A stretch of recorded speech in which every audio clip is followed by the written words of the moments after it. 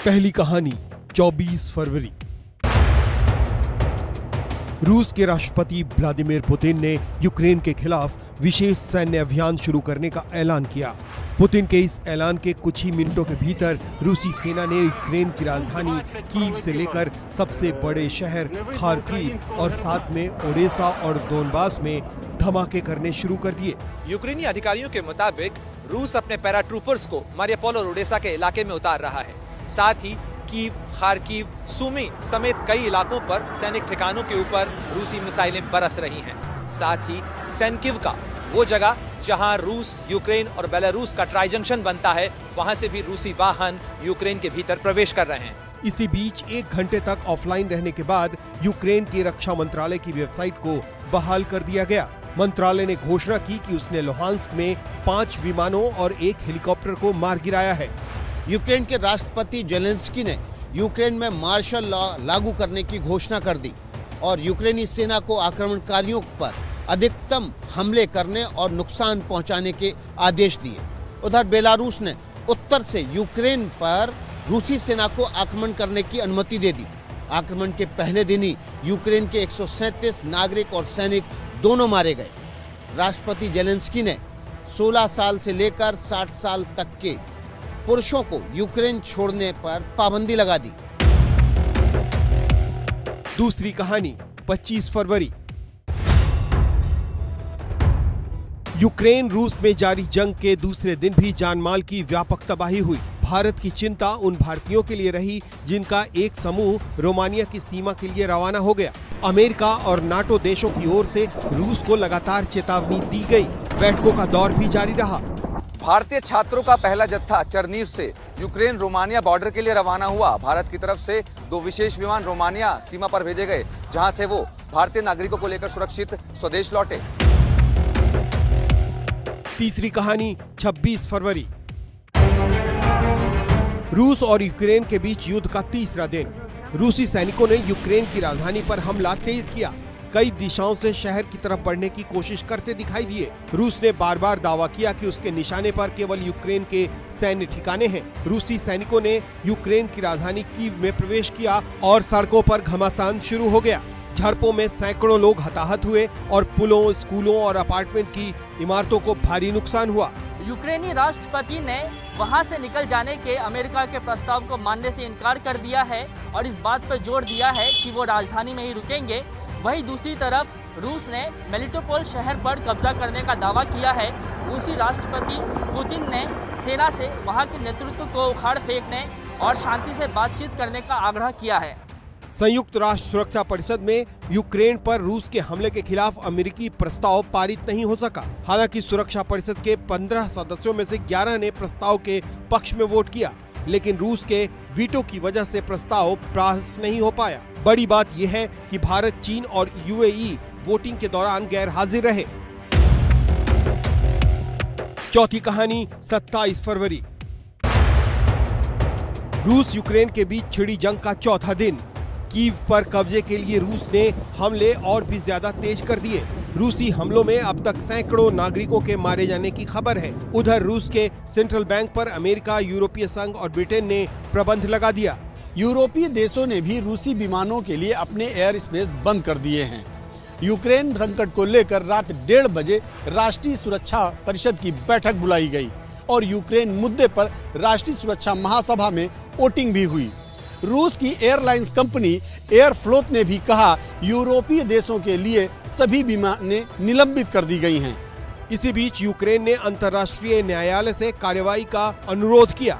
Ukraine के राष्ट्रपति Zelensky ने कहा कि यूक्रेन और रूस के प्रतिनिधिमंडल बेलारूस और पिपरियात में बिना किसी शर्त को मिलने को तैयार है। यूएनएससी में भारतीय प्रतिनिधि टीएस तिरुमूर्ति ने कहा कि हम बेलारूस सीमा पर वार्ता करने के लिए दोनों पक्षों द्वारा आज की घोषणा का स्वागत करते हैं। हम बड़ी संख्या में भारतीय छात्रों सहित भारतीय नागरिकों की सुरक्षा के बारे में गहराई से चिंतित हैं, जो अभी भी यूक्रेन में फंसे हुए हैं। भारत के प्रतिनिधि टीएस तिरुमूर्ति ने यूएनएससी में कहा कि सीमा पार की जटिल और अनिश्चित स्थिति से भारतीयों की निकासी के प्रयासों पर प्रतिकूल प्रभाव पड़ा है।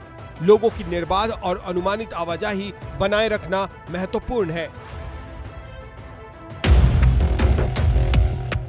पांचवी कहानी 28 फरवरी। international law and यूएन में भारत के अस्थायी प्रतिनिधि टीएस तिरुमूर्ति ने यूक्रेन पर यूएनएससी की बैठक में कहा कि हम हिंसा को तत्काल समाप्त करने के लिए आह्वान को दोहराते हैं। यूएनएससी के 15 सदस्यों में से 11 ने समर्थन में वोट किया था, जिससे यूक्रेन पर रूसी आक्रमण पर यूएनजीए के आपातकालीन सत्र बुलाने का रास्ता साफ हो गया। भारत, यूएई और चीन ने मतदान में भाग नहीं लिया। रूस ने इसके खिलाफ मतदान किया। छठी कहानी 1 मार्च। रूस ने यूक्रेनी टीवी चैनल के टावर को उड़ाया। चैनल का प्रसारण हुआ बंद। हमले में 5 लोगों के मारे जाने की बात कही गई। यूरोपियन काउंसिल के अध्यक्ष चार्ल्स मिशेल ने यूक्रेन संकट के बीच भारतीय प्रधानमंत्री नरेंद्र मोदी से बात की। मिशेल ने यूक्रेन के खार्किव में हुए हमले में भारतीय छात्र की मौत पर संवेदना प्रकट की। खार्किव के रिहायशी इलाकों में रूस ने मिसाइल से हमला किया और कीव के नागरिकों से कहा कि वो शहर छोड़कर किसी सुरक्षित स्थान पर चले जाएं। रूस ने पहले ही घातक हथियारों से हमले की चेतावनी दे रखी थी। इसी बीच यूक्रेन ने मांग की कि रूस को आतंकवादी राष्ट्र घोषित किया जाए। वहीं ब्रिटेन ने उसे संयुक्त राष्ट्र से बाहर करने की धमकी दे दी। 7वीं कहानी 2 मार्च। रूसी सेना 7 दिन से लगातार यूक्रेन में भारी तबाही मचाती रही। रूस के राष्ट्रपति पुतिन चौतरफा आलोचनाओं के बावजूद अपने फैसले पर अटल रहे। साथ ही ये साफ कर दिया कि यूक्रेन को आत्मसमर्पण करना ही होगा। इसके अलावा युद्ध को खत्म करने का कोई दूसरा तरीका नहीं है। यूक्रेन ने भी साफ कर दिया कि वो रूस के आगे झुकेगा नहीं। विनाशकारी युद्ध को लेकर रूस में भी कई जगहों पर विरोध प्रदर्शन देखने को मिलने लगे। चौतरफा विरोध प्रदर्शन के चलते अब पुतिन भी बौखला गए हैं। इसी बीच भारतीय विदेश मंत्रालय के प्रवक्ता अरिंदम बागची ने कहा कि अब हम अनुमान लगाते हैं कि जनवरी के अंतिम सप्ताह में हमारी सलाह जारी होने के बाद से लगभग 17,000 भारतीय नागरिक यूक्रेन की सीमाओं को छोड़ चुके हैं। 8वीं कहानी 3 मार्च। रूस और यूक्रेन के बीच लड़ाई लगातार 8वें दिन भी जारी रही। रूस की सेना ने यूक्रेन के दक्षिणी शहर खेरसोन पर कब्जा कर लिया। युद्ध के बीच रूस और यूक्रेन की बातचीत भी हुई, लेकिन नतीजा नहीं निकला। इस बीच रूसी राष्ट्रपति पुतिन ने दावा किया है कि यूक्रेन ने 3000 से ज्यादा भारतीयों को बंधक बनाया है, जिसके लिए यूक्रेन सरकार जिम्मेदार है। हालांकि भारत की सरकार ने इस खबर का खंडन करते हुए कहा है कि ऐसी कोई घटना नहीं हुई है। यूक्रेन के उत्तरी शहर चर्निव में रूस के हुए हमले के बाद 22 नागरिक मारे गए। 9वीं कहानी 4 मार्च। रूस यूक्रेन जंग 9वें दिन भी जारी रहा। अब रूस के हमले और तेज हुए। रूस के मिसाइल हमलों की जद में यूक्रेन का परमाणु संयंत्र भी आ गया। हालांकि इससे परमाणु रिएक्टर को नुकसान नहीं पहुंचा, लेकिन इस हमले में 3 यूक्रेनी सैनिकों की जान जाने की रिपोर्ट है। इसी दिन संयुक्त राष्ट्र मानवाधिकार परिषद में प्रस्ताव लाया गया। इसमें रूस और यूक्रेन के संकट की जांच के लिए एक स्वतंत्र जांच आयोग गठित करने की बात कही गई। 32 देशों ने इसके पक्ष में मतदान किया, जबकि भारत सहित 13 देश इस मतदान से दूर रहे। 10वीं कहानी 5 मार्च। रूस और यूक्रेन के बीच जंग 10वें दिन भी जारी रहा। यूक्रेन में रूसी सैनिकों के हालात काफी खराब हो चुके हैं। यूक्रेन के कीव में हवाई हमले की चेतावनी जारी की गई है। वहीं यूक्रेन में फंसे भारतीयों की घर वापसी जारी है। यूक्रेन से ऑपरेशन मिशन गंगा के तहत अब तक 11,000 भारतीय नागरिकों को सुरक्षित वापस लाया जा चुका है। साथ ही रूस के खिलाफ लड़ाई में शामिल होने के लिए यूक्रेन के 66,000 नागरिक लौटे हैं।